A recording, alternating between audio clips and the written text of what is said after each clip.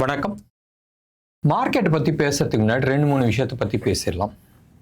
ஒன்று, இன்ஃப்ளேஷன்ஸ் வந்திருக்கு. இன்ஃப்ளேஷன்ஸ் சாட்டிஸ்ஃபேக்டரியாக இல்லை, கொஞ்சம் இல்லை, நல்லாவே ஏறி இருக்குது, which is not good for market, right? மெயினாக அதை தான் நம்ம பார்க்கணும். 5.49%, ரைட்? செப்டம்பர் மாதத்தில் கொஞ்சம் ஏறி இருக்குது. மெயின் ரீசன் நீங்கள் எடுத்துக்கிட்டிங்கன்னா காய்கறி விலை, தக்காளி, உருளைக்கிழங்குலாம் பயங்கரமாக ஏறி இருக்குது. தேங்காய் விலை பிள்ளையார் சதுர்த்திக்கு முன்னாடி 40 ரூபா கிலோ இருந்துச்சு. இப்போ ஆல்மோஸ்ட் 64 ரூபா கிலோ வந்துருச்சு. வெங்காயமும் அதே மாதிரி தான், தக்காளி விலையும் நிறைய இன்க்ரீஸ் ஆகிருக்கு. ஃபுட் இன்ஃப்ளேஷன் தான் மெயினாக ஒன்று. ரெண்டாவது நீங்கள் எடுத்துக்கிட்டிங்கன்னா ஆயில்.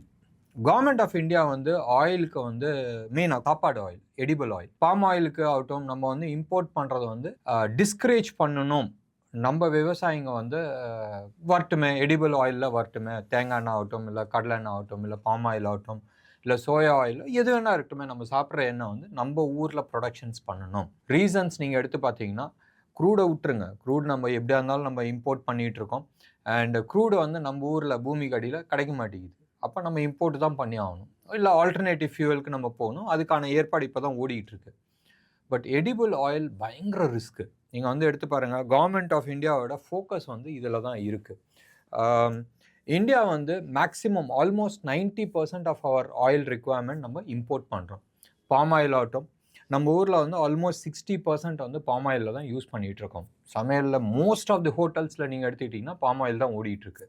பாம் ஆயில் 2 கண்ட்ரியில் இம்போர்ட் பண்ணுறோம். ஒன்று மலேசியா, இன்னொன்று இந்தோனேஷியா. மலேசியா கூட இந்த காஷ்மீர் ப்ராப்ளம்னால விட்டுட்டு நம்ம இந்தோனேஷியாவில் இம்போர்ட் பண்ணிகிட்ருக்கோம். ஒன்று. சரி, எனக்கு பாம் ஆயில் வேணாம், ரைட்? பாம் ஆயில் ஹெல்த்துக்கு கெடுதல் சொல்லிட்டு நம்ம இது பண்ணோன்னு சொன்னால் வேறு வழி கிடையாது. பேக்கேஜ் ஸ்நாக்ஸ்லாம் இருக்குல்ல, ஹல்திராம்ஸ் ஆகட்டும், எனி பிக் பிராண்ட், லேஸ் ஆகட்டும், எது வேணா ஆகட்டுமே, அவங்க எல்லாருமே யூஸ் பண்ணுறது பாம் ஆயில் தான். காரணம், பாம் ஆயில் யூஸ் பண்ணும் போதும் shelf life more then 3 to 5 months use பண்ண முடியும். இதே இது நீங்கள் சன்ஃப்ளவர் ஆயில் யூஸ் பண்ணுறீங்கன்னா மிஞ்சி போனால் 1.5-2 மாதம். அதே இது நம்ம கடலை எண்ணெய் யூஸ் பண்ணுறோன்னா மேக்ஸிமம் 10 நாள் 15 நாள் கெட்டு போயிடும், ரைட்? ஸோ இந்த ஒரு ரீசனால் தான் பாம் ஆயிலுக்கு போகிறாங்க. ஒன்று. ரெண்டாவது காஸ்ட் எஃபெக்டிவ். கவர்மெண்ட் டப்புன்னு 20% அதுக்கு டேக்ஸ் போட்டாங்க. டேக்ஸ் போட்டதுக்கு காரணம், நம்ம ஊரில் விவசாயிங்க பண்ணட்டும், ரைட்? அதை க்ரோ பண்ணும் போதும் நம்மளுக்கு நம்ம விவசாயிங்களுக்கு ஒன்று கிடைக்கும். ஒன்று. ரெண்டாவது நம்ம இம்போர்ட் சப்ஸ்டியூட் ஆகுது. மூணாவது முக்கியமாக செக்யூரிட்டிஸ். நாளைக்கு திடீர்னு ஏதாச்சும் ஒரு பிரச்சனை ஆகுது. 2022 ரஷ்யா யுக்ரைன் வார் வந்தோடனே எல்லா வேலையும் ஏறிச்சு. மெயினாக ஏன் ஏறிச்சு? மேக்ஸிமம் சன்ஃப்ளவர் ஆயில் யுக்ரைனில் தான் வந்துகிட்டு இருக்கு. ஸோ அது எல்லாமே ஏறிச்சு. கோழி தீவனம் நம்ம பின்னாக்கு தானே போடுறோம். ஸோ பின்னாக்கு எங்கேருந்து வருது? சன்ஃப்ளவர் ஆயிலேருந்து தான் வருது மேக்ஸிமம். மற்றதுலேருந்து வராதுன்னு நான் சொல்ல, பட் அதெல்லாம் வேறு பர்பஸ்க்கு யூஸ் பண்ணுறோம். பட் அதுதான் இருக்கிறதுலே சீப்பஸ்ட் பின்னாக்கு உங்களுக்கு. அதை நம்ம சோயாவோட மிக்ஸ் பண்ணி தான் கோழி தீவனம்லாம் நம்ம பண்ணுறோம். ஸோ அதனால தான் நீங்கள் முட்டை எடுத்து பாருங்கள். ஒரு 1.5 வருஷத்துக்கு முன்னாடி ஆல்மோஸ்ட் 2,000 ரூபா 3,000 ரூபா பக்கமாக இருந்துச்சு. இன்றைக்கி 6 ரூபா ஒரு முட்டை போயிட்டுருக்கு. ஸோ மார்க்கெட்டில் இது எல்லாமே இன்ஃப்ளேஷன்ஸ் இன்க்ரீஸ் ஆகிட்டு போயிட்டுருக்கு. ஸோ இந்த inflations is not in a comfort zone. மழையெல்லாம் முடிஞ்சு போச்சு, நம்ம சென்னை விடுங்க, இன்றைக்கி தான் புயல் அடிக்க ஆரம்பிச்சிருக்கு. சரியான, அதாவது கவர்மெண்ட் சொன்னதும் சொல்லிச்சு, அப்பா எல்லாரும் வீட்டில் ஜாக்கிரதையாக வச்சுங்கன்னு. எந்த கடைக்கு போனாலும் அடித்து பிடிச்சிக்கிட்டு சாமானை வாங்கிட்டு இருக்காங்க. எனிவே, தமிழ்நாடு விட்டுருங்க, ரெஸ்ட் ஆஃப் இந்தியாவில் ஆல்மோஸ்ட் நம்மளோட மழை காலம் முடிஞ்சு போச்சு, ரைட்? ஸோ ப்ராபப்ளி அடுத்த சில நாட்களில் மெயினாக நீங்கள் நார்த் இந்தியாவில் எடுத்துக்கிட்டிங்கன்னா மெயினாக உருளைக்கிழங்கு, வெங்காயம், தக்காளி, பருப்பு, எண்ணெய், இது 5 ஐட்டம் இருந்துச்சுன்னா அவங்களோட பொழப்பு முடிஞ்சிடும். அண்ட் இந்த inflation is not within RBI control, right? ஆர்பிஐயோட கண்ட்ரோல்னு சொல்கிறோட கம்ஃபர்ட் ஜோன் வச்சுக்கலாம். ஆர்பிஐ அரௌண்ட் 4% இருந்துச்சுன்னா நல்லதுன்ற மாதிரி ஃபீல் பண்ணிகிட்ருக்காங்க. 1.5% ஆல்மோஸ்ட் மேலே ஏறி இருக்குது. It's not in a comfort zone. ஒன்று. ரெண்டாவது, நிறைய பேர் நம்ம ஹுண்டாயோட ஐபிஓ பற்றி கேட்டுட்டு இருந்தாங்க. ஹுண்டாய் ஐபிஓ வாங்கணுமா? வாங்க வேண்டாங்க, நிறைய காரணங்கள் இருக்குது. ஹுண்டாய் நீங்கள் ஆஃப் லேட் எடுத்து பாருங்களேன், ஹுண்டா எல்லாம் அடி வாங்கிட்டு இருக்கு. ஆல்மோஸ்ட் லாஸ்ட் ஒரு 10-15 வருஷமாக number 1 car, right? First 5 cars நீங்கள் எடுத்துக்கிட்டிங்கன்னு சொன்னால் அது மாருதியாக தான் இருக்கும். லாஸ்ட் ஒரு 2 months நீங்கள் எடுத்துக்கிட்டிங்கன்னா நம்பர் 1 கார் டாட்டாவோட பஞ்ச் இருக்குது. ஒன்று. ரெண்டாவது, number of Tata car sales increase ஆகிடுச்சு.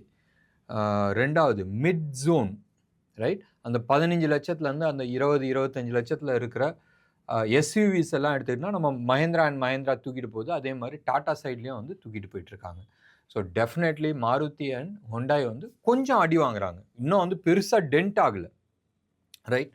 ஸ்டில் இவங்க 2 பேருமே வந்து they are holding close to about 60-65% market share வச்சுருக்கிறாங்க. இல்லைன்னு நான் சொல்ல. பட் அவங்க வந்து ஏறு முகத்தில் இல்லை, இறங்கும் முகத்தில் இருக்கிறாங்க. 1. 2வது ஹொண்டாயோட ஆஃபர் ஃபார் சேல் தான். அப்போனா இந்த வர 25-26,000 கோடி பணத்தை எடுத்துகிட்டு போய் ஏதாச்சும் ஒரு ஃபேக்ட்ரியில் இன்வெஸ்ட் பண்ண போகிறாங்கனால் கிடையாது. ஓனர் அவனோட ஷேரை விற்கிறான் அண்ட் அதுக்கான பணத்தை வந்து அவங்க எடுத்துகிட்டு போகிறாங்க. ஸோ இது எந்த விதமான நியூ இன்வெஸ்ட்மெண்ட்டுக்கு போகிறதில்ல. ஸோ ஓனர் வந்து எடுத்துக்க போகிறாப்புல. 3வது முக்கியமான விஷயத்தை நீங்கள் எடுத்துக்கிட்டிங்கன்னு சொன்னால், இன்டர்னலாக நிறைய விஷயங்கள் இருக்குது, பப்ளிக் டொமைனில் பேச முடியாது. பட் ஆஃப் லேட் சில ரூமர்ஸ் வருது, இது எவ்வளோ தூரம் உண்மைன்றது தெரியாது. அவங்க கம்பெனிஸ்க்கு, பேரண்ட் கம்பெனிக்கு ராயல்ட்டின்னு வாங்க தெரியுமா? ரைட்?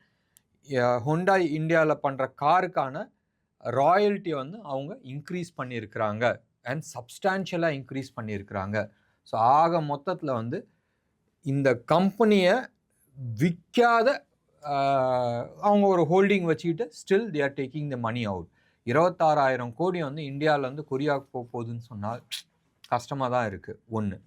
ஏற்கனவே வந்து இண்டஸ்ட்ரியல் மினிஸ்ட்ரி ஒருத்தர் வந்து சொல்லியிருந்தாங்க, இந்தியாவுக்கும் கொரியாவுக்கும் வந்து அந்த ஃப்ரீ ட்ரேட் அக்ரிமெண்ட் இருக்குது, அதனால ஹொண்டாய் விற்கிற ஒவ்வொரு காருக்கும் ஆகட்டும், இல்லை கியா விற்கிற ஒவ்வொரு காருக்கும் ஆகட்டும், அவங்க எடுத்துகிட்டு போகிற அமௌண்ட் வந்து பெரிய அமௌண்ட்டு, ஆனால் சொல்ல முடியாது.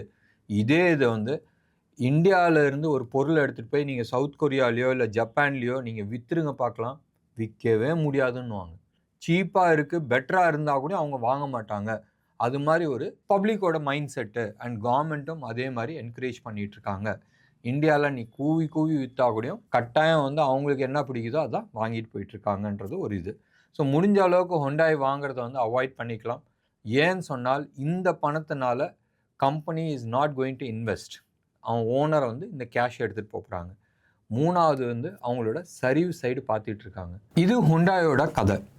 அடுத்தது வந்து நம்ம ரிசல்ட்ஸ். இன்றைக்கி வந்து close to about top companies எடுத்துக்கிட்டோம்னா ஒரு 14 கம்பெனியோட ரிசல்ட் வருது.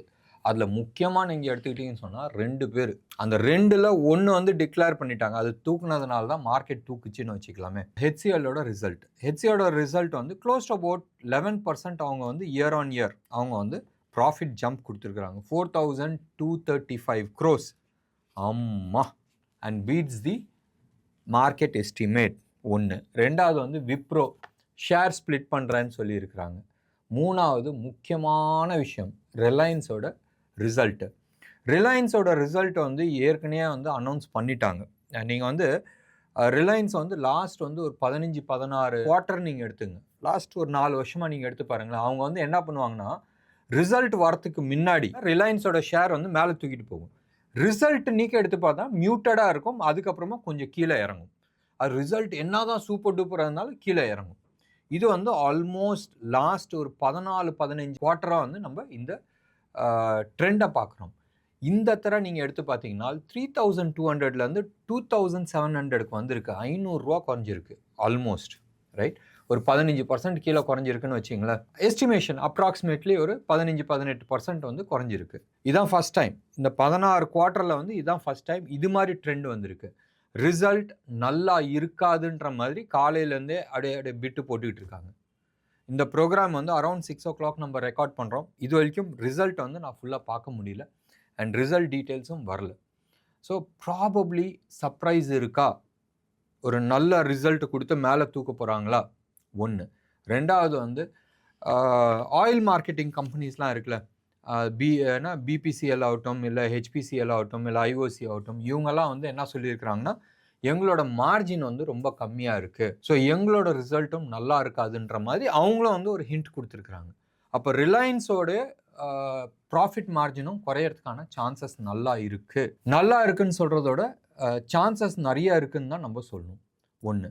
2வது அவங்களோட ஜியோட ஏர்னிங்ஸ் வந்து ஜாஸ்தியாகிறதுக்கான சான்சஸ் இருக்குது. மெயின் ரீசன்ஸ் ரேட் இன்க்ரீஸ் பண்ணியிருக்கிறாங்க. ரைட்?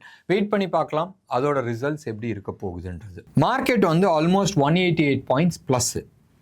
ஒரு முக்கியமான லெவலுக்கு மேலே வந்து நின்று இருக்குது. 25,235 237 ரைட். நான் சொல்கிறது வந்து ஃபியூச்சர்ஸ். இன்ட்ராடே வந்து ஆல்மோஸ்ட் 199 பாயிண்ட்ஸ் வந்து இன்ட்ராடே ஸ்விங்கு. மார்க்கெட் ப்ரீமியமில் இருக்கா? எஸ் இருக்குது. 109 பாயிண்ட்ஸ் ப்ரீமியமில் இருக்குது Nifty. Bank Nifty almost 566 points வந்து ப்ரீமியமில் இருக்குது. Not acceptable right. 600 பாயிண்ட்ஸ் ப்ரீமியமில் இருக்குன்னு சொன்னால் நாட் அக்செப்டபிள். அதுக்கான எக்ஸ்ப்ளனேஷன் நிறைய அப்புறமா நம்ம கொடுத்துக்கலாம். இன்ட்ராடே ஸ்விங்கே வந்து ஆல்மோஸ்ட் 672 பாயிண்ட்ஸ். மார்க்கெட் வந்து க்ளோஸ் ஆனது வந்து ஆல்மோஸ்ட் 700 பாயிண்ட்ஸ் வந்து ப்ளஸில் க்ளோஸ் ஆகிருக்கு பேங்க் நிஃப்டி. இன்றைக்கி மார்க்கெட்டை பொறுத்த வரைக்கும் ரியாலிட்டி செக்டர்ஸ் வந்து சூப்பர் டூப்பராக இருந்துச்சு. அண்ட் அதே மாதிரி ஐடி செக்டர்ஸும் சூப்பர் டூப்பராக இருந்துச்சு. காரணம் வந்து எம்ஃபசிஸ் ஆகட்டும், இல்லை விப்ரோ ஆகட்டும். விப்ரோ வந்து மோஸ்ட்டாக எல்லாரும் அந்த ஸ்டாக் ஸ்பிளிட் ஆகுது அந்த விஷயத்தில் வந்து பேசிகிட்டு இருக்காங்க. ஸோ அதனாலேயே வந்து இன்றைக்கி வந்து 4% தூக்கியிருக்கு இது விப்ரோ. எம்ஃபசிஸ் நம்ம ஏற்கனவே நம்ம பை ஜோனில் இருந்துச்சு, நம்ம பையில் சில பேருக்கு வச்சுருக்கிறோம். அண்ட் இன்ஃபோசிஸ் ஆகட்டும், டிசிஎஸ் ஆகட்டும், இவங்களாம் வந்து ஓரளவுக்கு பாசிட்டிவாகவே இருந்தாங்க. டிசிஎஸ் வந்து -0.2% விட்டுருங்க. இன்ஃபோசிஸ் வந்து ஆல்மோஸ்ட் 1.6%. ஹெச்சிஎல் ஒரு ரிசல்ட் வந்துச்சுல, ஸோ அந்த எதிர்பார்ப்பில் வந்து இது தூக்கிட்டு இருக்கு. இன்றைக்கி மெட்டல்ஸ் வந்து ஓரளவுக்கு நல்லா பண்ணிச்சு. ஹிந்த் காப்பர் ஆகட்டும், கோல் இண்டியா ஆகட்டும், நேஷனல் அலுமினியம் ஆகட்டும், இது எல்லாமே வந்து நல்லா பண்ணிகிட்ருக்கு. நாளைக்கு வந்து அடி வாங்கிறதுக்கான சான்சஸ் இருக்குது. ஏன்னு சொன்னால் இன்டர்நேஷ்னல் மார்க்கெட்டில் டாலர் இண்டெக்ஸ் ஸ்ட்ராங் ஆகுது. டாலர் இண்டெக்ஸ் ஸ்ட்ராங் ஆகுதுன்னு சொன்னால் கமாடிட்டிஸ் எல்லாமே வந்து அடி வாங்கிட்டு இருக்கும். அண்ட் எக்ஸாக்ட்லி அதுதான் நடந்துகிட்ருக்கு. காப்பர்லாம் நீங்கள் வந்து எடுத்து பார்த்தீங்கன்னா கமாடிட்டிஸில் இன்டர்நேஷ்னல் காப்பர்லாம் வந்து ரைட்னா வந்து 1.9% வந்து down, close to about 2% down. ஒன்று. அதே மாதிரி க்ரூட் ஆகட்டும் மறுபடியும் பழைய லெவலுக்கு வந்துருச்சு, $77 வந்துருச்சு. இப்போ கூட நீங்கள் எடுத்து பார்த்தீங்கன்னா க்ளோஸ் டு அபவுட் $2% வந்து டவுனில் இருக்குது. கோல்டு வந்து அரவுண்ட் $8 கம்மியாக இருக்குது. பட் ருப்பி டேர்ம்ஸில் வந்து ஒன்றும் பெருசாக ஆகலை. சில்வர் 1.25% வந்து டவுன் ஆகிருக்கு. இதே இது ருப்பி டேர்ம்ஸில் நீங்கள் எடுத்து பார்த்தீங்கன்னா ருப்பி வந்து அந்த பழைய லெவலில் தான் இருக்குது. 84 ப்ளீச் பண்ணிடுச்சு. அது 2-3 நாளாகவே அந்த 84க்கு மேலே தான் இருக்குது.